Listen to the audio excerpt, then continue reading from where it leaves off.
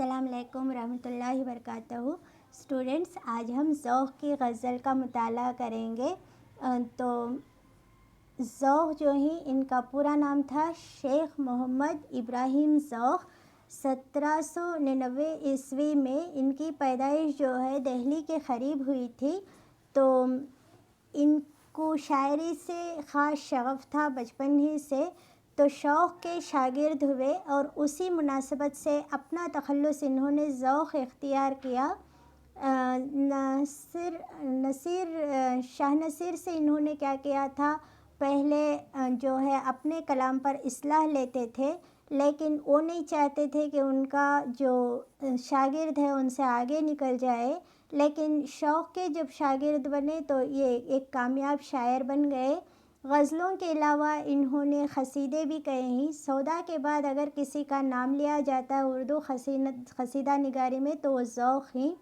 1857 عیسوی کے غدر میں جو ہے ان کا لکھا ہوا سارا کلام تلف ہو گیا تھا، اور جب ان کی موت واقع ہوتی ہے تو اس کے بعد کیا ہے، ان کے جو شاگرد ہوتے ہیں جن کا نام محمد حسین آزاد ہے، وہ کیا کرتے ہیں، ان کا جتنا بھی بچا کچا کلام تھا اس کو ایک دیوان کی شکل دیتے ہیں اور اس کا نام بتاتے ہیں دیوان ذوق۔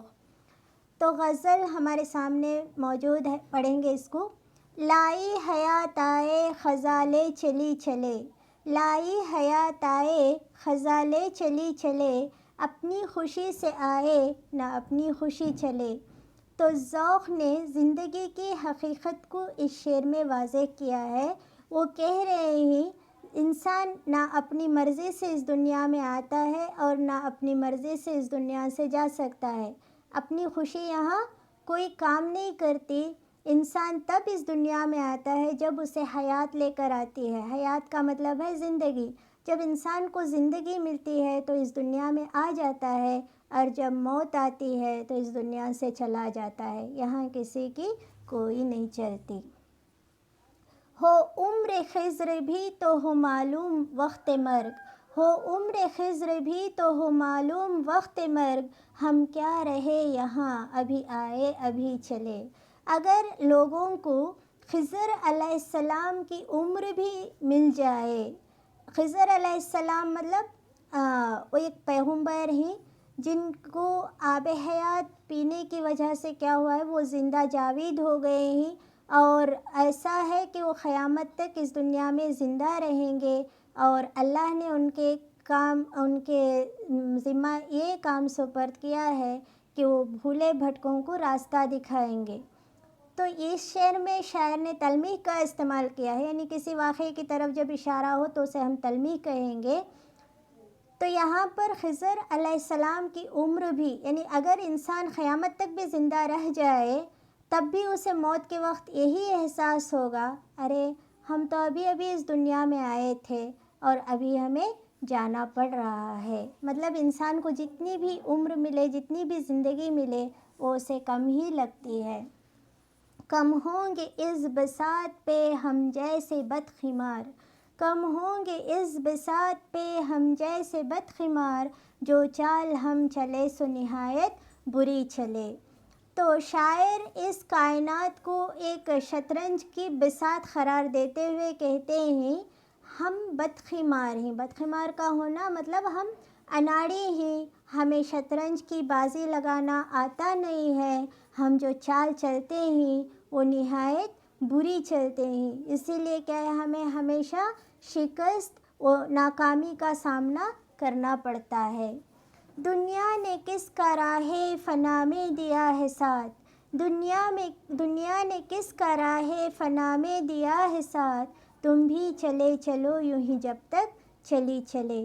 تو یہ دنیا ایک سرائے فانی ہے، یہاں پر کوئی کسی کی مدد نہیں کرتا، یہاں لوگ کیسے ہیں، خود غرض ہیں۔ تو ایسے میں کیا ہے، اس راہ فنا میں کوئی کسی کا ساتھ دینے والا نہیں ہے۔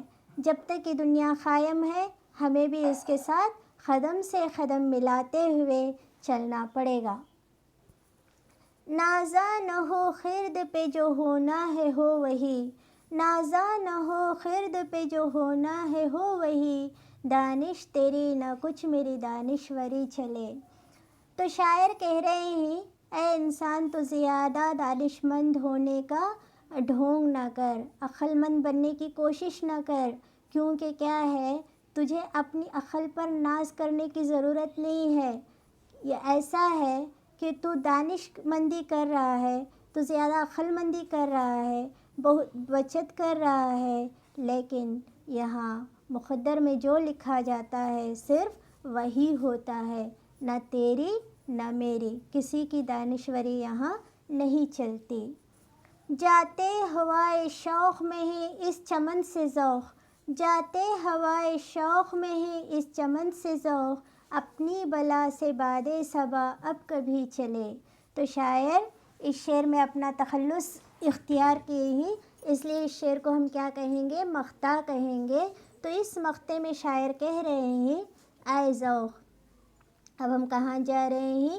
ہوائے شوق میں جانے لگے ہیں، اس چمن سے یعنی اس کائنات سے ہم اب اپنے خیالوں میں کھونے لگے ہیں۔ اب باد صبا بھی چلے تو ہمیں کچھ فرق نہیں محسوس ہوگا، کیونکہ اب ہم کہاں رہیں گے؟